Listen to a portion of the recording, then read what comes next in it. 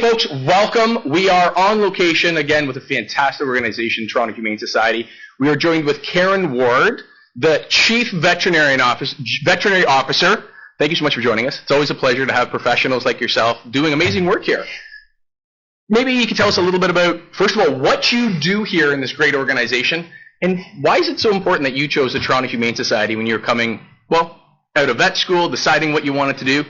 Why was it Toronto Humane Society that caught your heart and decided to come here?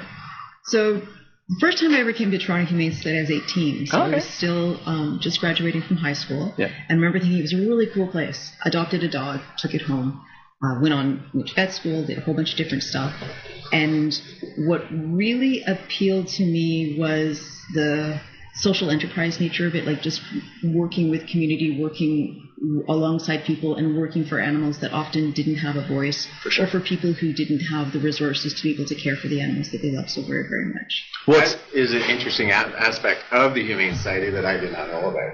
I thought it was mainly, housing dogs and then adoption. But you have this great, interesting thing where you help out people who are low income with vet bills and stuff like that. Could you talk a little bit in the veterinarian side? Yeah. If, say, I don't have enough money to pay for a vet, instead of allowing my dog or cat to continue being sick, how do I access this? So historically, that was the nature of the animal welfare sector. You would come in with your animal that you couldn't provide care for. You would surrender it to that whatever organization, us, another humane society.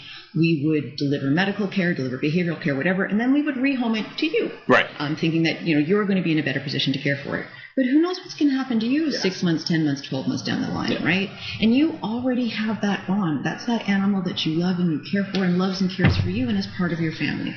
So when it is in the best interest of that animal and that person to stay together, which is the vast majority of the time, absolutely, and when we have the capacity to assist, so sometimes we do and sometimes we don't. It just depends on whatever else is going on. Yeah. We really try to keep those animals and people together. And oftentimes, you just need a little bit of help. I'm good most of the time, and then I was just hit with this crisis. Yeah. And it happened at the same time. Fridge blew, air conditioning blew, the car's not working anymore. I changed my job hours. So my dog, a lovely dog, but I had tenants at one time, and they moved out. And when they moved out, it was just me, so my dog spent more time alone, and he had to adjust to that, and he had a really hard time adjusting to that. He barked all day, every day. So I had to find options, and unfortunately I had the money to find options, but I would imagine people are like, oh no, I'm going back to work because COVID's over. So instead of surrendering them, you can find ways to help them out. Yeah. And so what kind of medical care can you get here?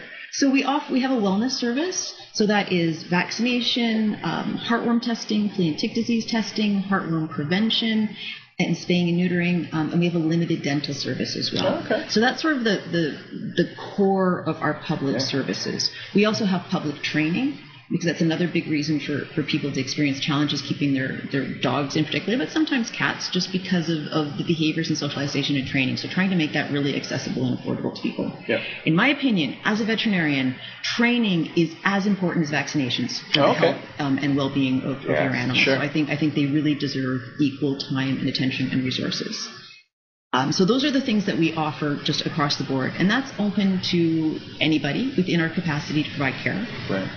Then we have further discounts, so that we have subsidized services if you are on different types of government. So if you're on old age pension, disability, Indigenous status, there's a few different criteria. So those folks have access to subsidized services. Well, you were saying just before in the green room, before we jumped on here, that you had just come back from an Indigenous community, providing care and working with those folks up there. Yeah. Tell us a little bit about, first of all, how do you get involved with, we're talking north of Sarnia. This is not 10 minutes down the road here in Toronto. How do you get involved with that organization, and why is it so important to be doing that outreach piece? So I got involved. Do you remember when there was the raccoon rabies out by Hamilton, and then they were worried about rabies in cats and dogs? Okay. And it was the first time we'd seen raccoon rabies for a long time, because we had not had the raccoon rabies variant in Ontario. Right. So I thought, man, somebody ought to be doing some rabies vaccine clinics out there, just to make sure that vaccine is accessible to as many people as possible, and trying to protect animals. So I reached out to my regulatory body, the College of Veterinarians of Ontario, to say, is anybody doing anything around raccoon rabies and public health? And they're like, you need to talk to Dr. Hornak. So I called Dr. Hornak. We started chatting. I went out and started volunteering with her because she had already been working in the community because it was adjacent to her. And then it sort of grew from there. So normally so she started in Six Nations and New Credit, and then beyond that, there's some other communities who sort of hear about the work that we're doing, request whether we're able to help assist them, trying to figure out if there's a match, and then we started working with some other communities as well. So we work with. So how is this community, Toronto, different than that community? Like, what are their hurdles that they have to go over when it comes to animal care, as opposed to Toronto? We do these same sorts of clinics in Toronto as well. So we do pop-up wellness clinics in Toronto. So we'll do them in encampments, in homeless shelters, and things of that nature. And I'm going to segue a tiny bit, so apologies, but this is the way my mind goes. We offer the vaccine service because it is so much better to get a vaccine and not get the disease than it is to get a potentially life-threatening disease. Right. So one example is we've had some puppies that have had parvovirus. And that is a disease, that is a vaccine that's amazing. Yeah. So if your dog's vaccinated for that, you're not going to get parvo. But there is always a period in their life where they are vulnerable to that disease. So when they're born, they have maternal immunity that's passed along by mom, and it slowly degrades in the body. And there is a period of time when the maternal immunity is too high, so it blocks the vaccine. So the vaccine you give doesn't work. This is why puppies and kittens get multiple vaccines. Got it. But it'll protect against natural challenge. But then the maternal immunity goes away, and there's a point where it won't protect from natural challenge, but it will block the vaccine. So there's always this window where they're vulnerable. I see. So we had some puppies come in, and there's an outpatient protocol that was developed in Colorado, at Colorado University, and we have done that with some people who are really limited in their resources for what they can afford, but who really want to try to keep their animal. So the veterinarian that was doing that thought, I wonder where these dogs are coming from. And we have a veterinary social worker, so they figured out there was a hotel that had been it had become housing for people who were seeking shelter, but the animals were allowed to shelter with them. Right. Yeah. So there was a real population that was turning over. Yep. Okay. And there was the opportunity, well, you know what, we should go in and do a pop-up wellness clinic there so we can vaccinate these puppies before they get sick. Because once parvo's in the environment, it's there for 6 months, 12 months, whatever. And we know they're going to be vulnerable. So that was a way of sort of proactively both sides, right? So like dealing with the ill animals, but instead of waiting till they're sick and come to us, like let's do an upstream solution here and try to stop them from getting sick. So that was a Toronto thing. I really can't speak well to Indigenous issues. There's an incredible course called Indigenous Canada offered by the University of Alberta that's free. It's a massive online course, 12 weeks. It was amazing. Cool. It was really hard to do just as you sort of grapple with the issues around truth and reconciliation, around like the scoop, taking kids away, the schools. It's just shocking. But those communities are still struggling to deal with all of the horrific things that have happened to them and so deeply traumatized. Yeah. And their animals are just as important to them as they are to you. And to you. Yeah, for sure.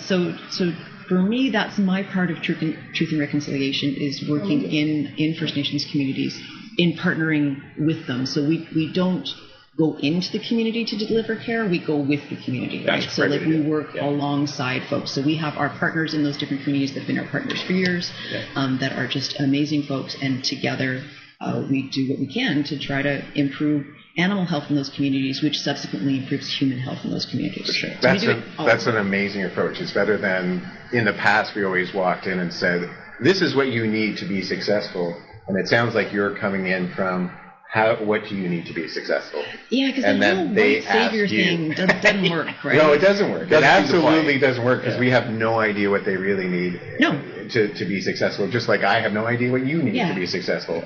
But if I come up to you and say, what do you need? Yeah. And then I respond to that in kind, which is what you're doing right now. Instead of just going, oh, you guys need veterinarian help. I'm going to set up a clinic. I'm going to do this. You're doing it from a better position, and I love that about you. So here we are, your Humane Society in the Toronto Humane Society. What do you need? Like, what is it that you want the public to know that you might need that would help the veterinarian side, just your side? Is it money? Is it support? Is it volunteers?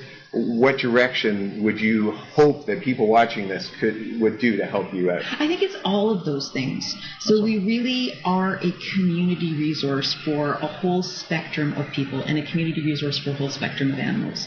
So absolutely there is a need for volunteers. Absolutely there is a need for funding. So we receive no government funding. We're entirely funded. No government? None. Not even like discounts? That's crazy to me. Nothing. Wow. Municipal is not involved at all? Nope. Okay, just blown my mind again. Every time I talk to someone here, I'm learning someone new that it's not just about adoption. Yeah. They don't get money from the government, which they should. Like, there are so many programs that the government's doing that should be doing, and they're not helping. I feel like you could find $1 or two. Yeah. You just...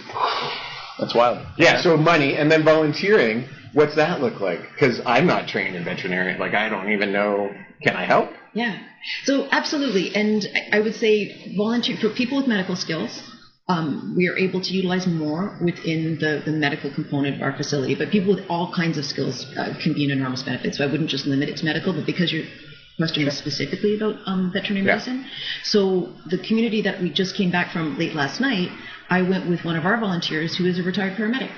And she's fantastic. Yeah. Like, she's been a real help. So at surgical clinics, she's helping recover animals. She's helping clean and sterilize instruments. She's helping restrain animals. She's helping get vaccines ready. She's greeting clients as they come in. She's helping. Like, she's doing everything. And what do you think a couple podcasters could do to help you guys out? You could come and have a really good time. Sure. It would be really fun. We could have a lot of fun. We would distract everyone. Well, we could do that. We're great clowns. We could go have a great time. A little dance. No. I love everything you're doing. And to tell you the truth, all of these people we interviewed have come on their day off. They have so many other. It's a beautiful sunshiny day. It is gorgeous. And instead of swimming, kayaking, or helping her own animals, she's here to chat with us, and I love that. That is perfect. We always end on kind of a high note. So we ask our guests to look into the camera and whether they're a pet owner or maybe they're just like they need some help, give them what tidbit of advice that you think that you would tell someone who's outside looking at you. What advice would you give? Could you be more specific? Advice in what situation? Advice in any way. What advice would you give someone else, either about animal care or you could do about personal care, about just life in general? I think I would go back to what I mentioned earlier. Sure. In that, and thinking specifically about dogs and for dog owners, socialization and obedience training is just as important as vaccination, just as important as the medical care that animals receive. That's cool. And that's how animals can be happy, healthy, content members of our families. I love that. So there's a fear desensitization period for dogs when they're really young, and that's when it's really important to socialize them in a safe way that builds confidence. And when you go to work with your dog, you want to be working with so this is not quick, I'm so sorry, but I'm never quick. No. You want to work with a qualified trainer, which can be hard to find, right? Sure. There's so many different people and so many different approaches to training. We take a Lima approach to training, which is least invasive, minimally aversive, which is not that catchy. But basically, I see why you went with Lima. It's all about being positive, right? So a veterinary behaviorist once said this to me, and I loved it. It says, if you jump in a cab, you don't tell the cab driver all the places you don't want to go. Right. You tell them where you want to go. Yep. So when we're working with our animals, we want to reward the behaviors that we want them to do, and we don't want to be just like telling them, don't do this, don't do this, don't do that. Absolutely. Right? Like just sort of helping them get to the point where we can all live together so happily and so beautifully. So I would say really prioritize the socialization and training. And that's not just dogs. That can be cats, that can be rabbits, that can be all kinds of things. Yeah. It can be Pat. Yeah, podcaster sometimes. Karen Ward, Chief Veterinary Officer at the Toronto Humane Society. It's been a pleasure. We love what you do here. It's why we're here. And our whole day talking with all the individuals that we're going to have, you can tell that you people come from a place of heart that is a little bit different than, I can tell why you ended up here in your career, and I appreciate that. Folks, thank you so much.